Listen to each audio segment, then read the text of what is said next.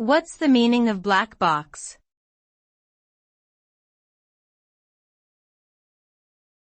Black box.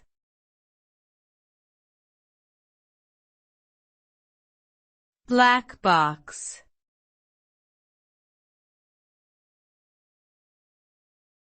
Black box.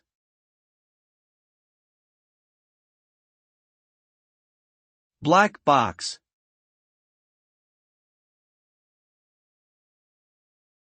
A black box refers to a device, system, or process that operates based on inputs and outputs, but whose internal workings are not necessarily transparent or easily understood.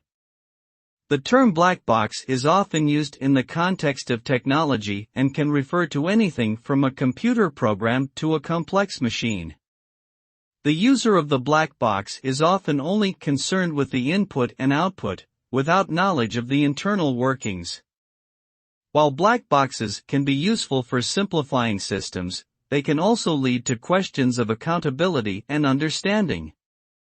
In some cases, black boxes may be intentionally designed to obscure information, either to protect proprietary technology or to hide unethical practices.